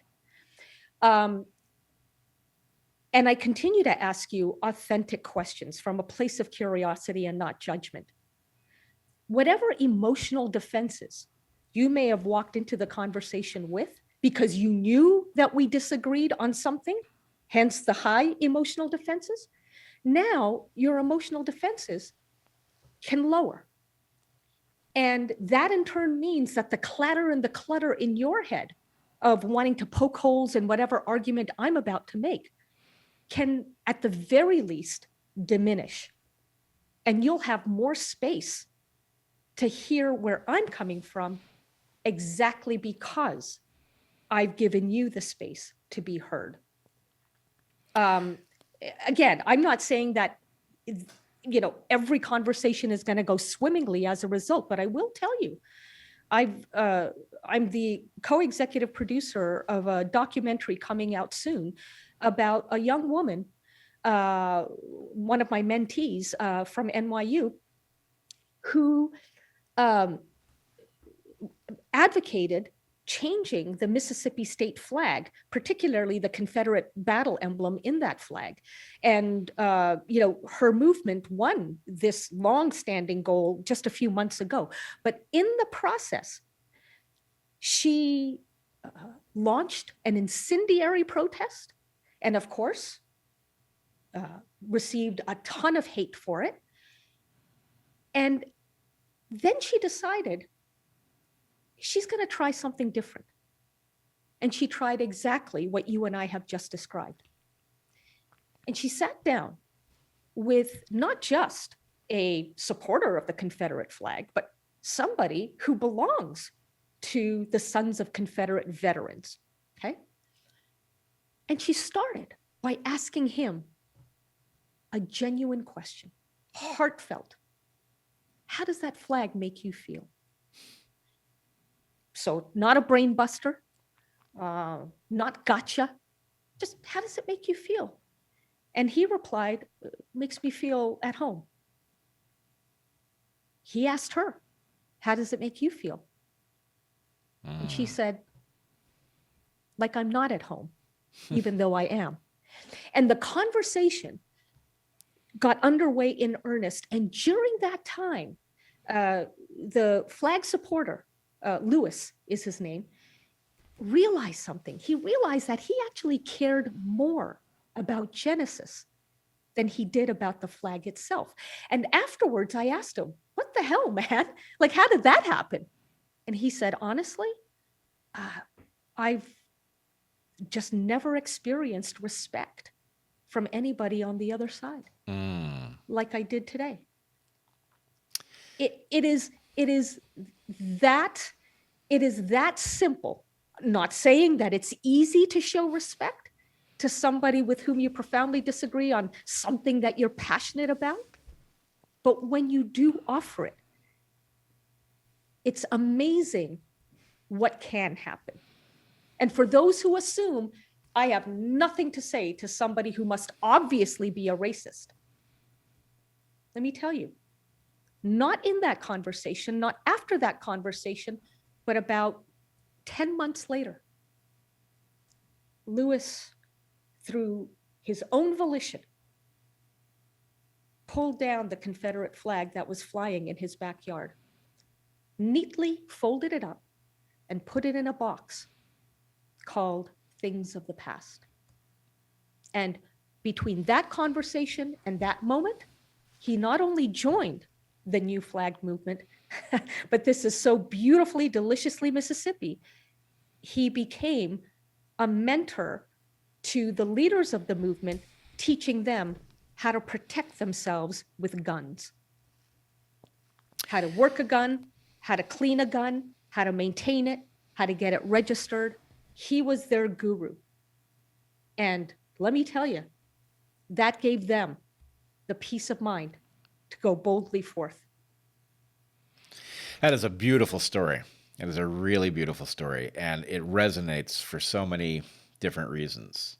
And the Confederate flag is the perfect thing to be at the heart of that story, because anybody who has engaged Southerners who favor that flag knows that it is not simply, and in general, it's not even flown by people proudly as an assertion of racial dominance. That's right. It is flown as a symbol of Southern identity for certain people, right? Heritage. Now, those of us who, from the North or Black or whatever, rightly understand that flag as a threat, right, to something important. And so you can just see how the conversation bogs down in the assumption of what the other must be thinking. And the key word there, assumption. Right, the assumption. Right. And so the other thing that I would say is I have not lived that story over the Confederate flag, but I have lived many analogs of this story where there is somebody I'm not supposed to be able to talk to, and something in me that I think others would regard as perverse finds that challenge irresistible, right?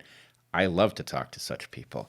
And when I do, it's not every time, but it's certainly the majority of times. It is readily possible to cross that bridge. It is frequently delightful what you find on the other side. It's not typically enlightened. They may not feel that I am enlightened. But the discovery of the humanity on the other side of a bridge that's supposed to be uncrossable is so rewarding, right? It is so reifying of the sense of humanity and possibility and optimism and all of those things that I swear to you, it's addictive. And I know I'm talking to somebody who must feel that same thing. I do.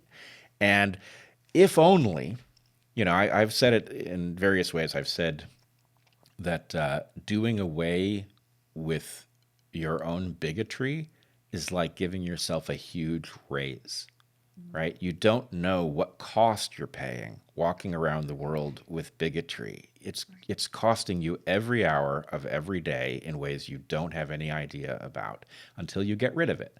And when you get rid of it, you'll discover people are more interesting, they're more fun, they're more surprising, and it really is like some giant raise that just makes you freer than you were before. If Life becomes an adventure. it does. Yep. And if people understood that, like, if you could give yourself a raise, a monetary raise, would you do it? Of course you would, right? If you could give yourself a raise that just didn't happen to pay in money, but it paid in something else that's more valuable, would you do that? Of course you would. Well, here's one, to the extent that you have bigotry, right? Just cancel it. Just try it out. Try it out for a week, right? Yeah. See if Yeah. you're not a happier person. See if you don't feel smarter, frankly, right? Because these biases, they don't help you think clearly, right? That So true. they're about In fact, some they battle. prevent you from thinking, Right. or, That is from actually thinking. that is exactly right. That's a lovely story. What is the name of the documentary? It's called Mississippi Turning.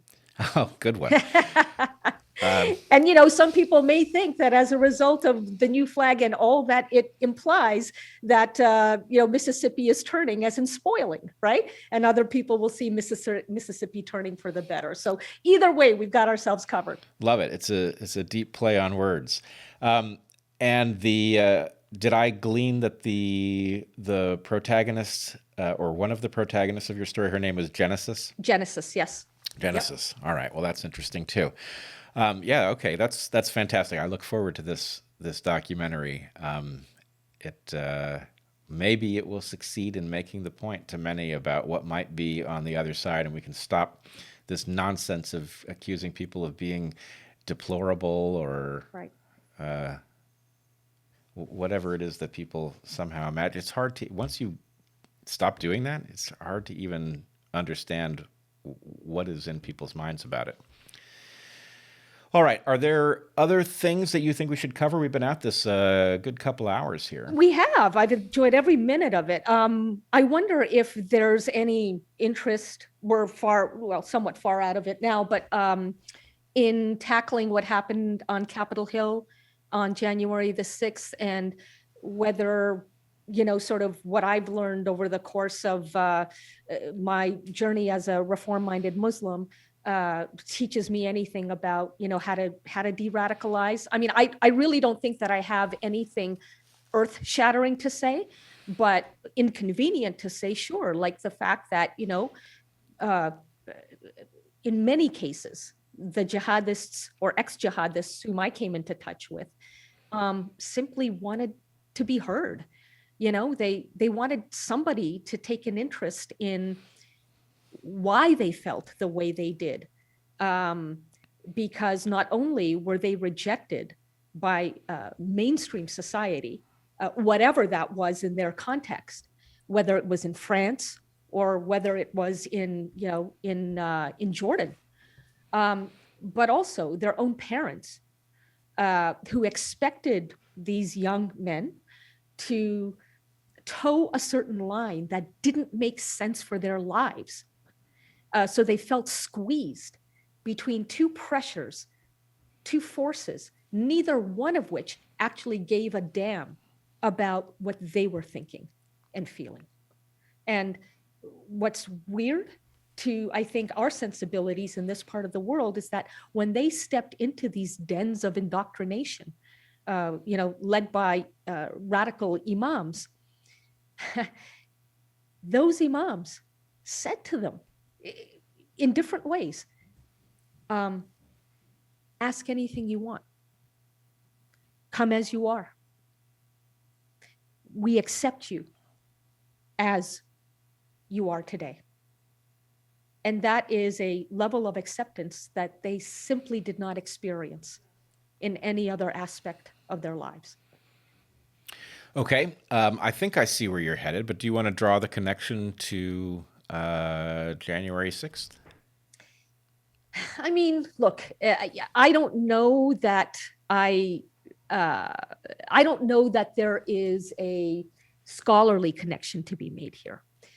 I wonder, and it is truly a question, if some, even many, I'm not suggesting most, and certainly not all, but some or many of the individuals who took part in that riot made it an outlet for feeling relevant. It's interesting, I watched a lot of that footage, and I watched it slowly, and I watched it repeatedly. And I don't want to make too much of this, Bret, but I will tell you that I saw the footage gave me a sense of deja vu, because I got the sense that there was this rampage for a sense of glory, as aimless as it was, because once they got there, what were they going to do? But a rampage for a sense of glory that I experienced when my own book launches, one in Amsterdam and one in the second largest city of Indonesia, were crashed by militant jihadis who didn't know what to do once they arrived. In the case of Amsterdam, I remember saying, sit down. This is my house right now. You are my guests right now. You will sit down, and when I am done, you will have the chance to have your say. Half of them sat down. The other half didn't. But I looked at the ones who were sitting down, and it's as if these kids, that's what they were at the time, simply wanted guidance. So look, I don't know ultimately what I'm implying here, but one thing I will tell you, and you may have heard of her, a political scientist, political psychologist, actually, by the name of Karen Stenner, who has written a fantastic, fascinating book called The Authoritarian Dynamic. And one of the big points she makes in that book is that a way to curb this, what we consider some of us senseless violence, is to understand people as they are, not as we want them to be, not as we wish them to be, but as they are. And that does mean, again, inviting them to tell their stories in a way that allows them to be vulnerable, which means no immediate judgments. And one last thing I'll say is that it is only when the jihadis who felt heard, or I should say this, it is only when jihadis whom I spoke with felt heard, and this was long before they met me or I met them, that they decided to leave the cult of jihadism. Something to think about. Yeah, no, I believe me, this is relevant in many ways. One of them highly personal. So the incident that brought me to public attention involved a protest at my classroom, 50 students that I had never met. And there is a part of that I remember absolutely vividly. The memory is as if it was yesterday, full living color. I can hear the tones and the voices. There's a point at which I'm trying to reason with these people. I'm not afraid. I know that they've got me wrong. And so I am proceeding to do what I had not realized I had been training for 14 years to do, which was to correct a confusion that college students had. In this case, the confusion was about me. And I got the protesters to engage me. And I started trying to make the point that I want a world in which no race is disadvantaged, that I want that as much as they do, but that I don't think they understand where they are or what's going on or who I am. And there are these two women who engaged me. They clearly had a sense for what sort of monster they were confronting. And as I talked to them, I saw in their eyes, I saw them realize that the story they had been given couldn't possibly be right. Whatever might be wrong with me, it wasn't what they'd been told, because that wasn't who they were talking to. They were obviously talking to somebody who was willing to engage and who didn't seem to want bad things. And the problem was not that I couldn't make progress with them. In fact, probably an hour or two, and we could have been very nearly on the same page. The problem was that there was a force that pulled them back, right? They knew that if they came back from this protest and said to the people who had sent them, something's not right here, Bret doesn't sound like you told us he was going to, that they were going to have a lot of explaining to do. And that there were all kinds of penalties deployed for people who did question the protesters who became rioters, their narrative. Those who questioned it were humiliated. Right. And so there are forces that prevent people from actually waking up. And so anyway, that's one of the things that we are up against. Now, with respect to the January 6th protest at the Capitol, I very definitely see that it was many different people responding to intense frustration at a game that is rigged and a story that is false. Now, they believe things, most of them, maybe almost all of them, believe things which I believe are provably false. They were acting on the basis of some of them. Much of the QAnon stuff, as you describe it, is very cultish and built around a false understanding of the world. On the other hand, the story that was told about them was also desperately false, and we are now coming to understand just how false it was, right? So to the extent that many on the blue team think they understand, there was an armed insurrection of the Capitol. It was hell-bent on violence against people, and it murdered a police officer. It came prepared to engage in kidnapping. Well, that's all false, right? The best evidence we have now is that they weren't armed, despite the fact that you might expect them to have been armed, that the zip tie handcuffs were picked up by protesters inside the Capitol and taken away to prevent the police from using them, rather than they brought them with the intent of kidnapping anyone. And the police officer, who we were told was killed, beaten to death with a fire extinguisher by protesters, apparently was not beaten by protesters.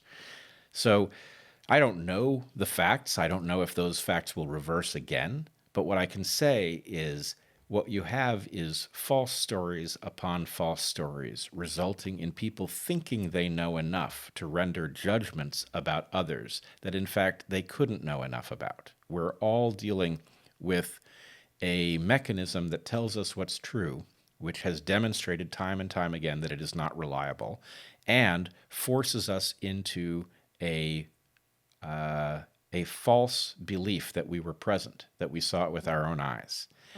And in any case, what one does about this is unclear, but you can watch it unfold in real time as people try to establish a position that doesn't get them in trouble, that, you know, rescues them from the concern of their friends that maybe they don't believe the right things. People are constantly trying to find out what they can say that gets them off the hook, that puts them in the right position, and that process makes us suckers for those who wish to give us a false story about either who they are or who our enemies are, and it is putting us in grave danger. Do you think that that a community or tribe of misfits is possible?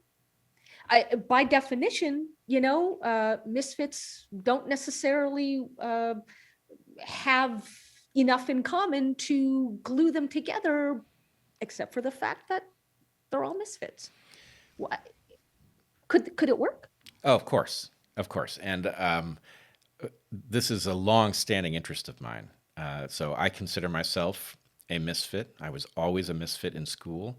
I like the term because it does not pass judgment on Yeah. whether it is you or the system which Exactly. is broken. Yeah. So I think misfit is an honorable term, and one can embrace it.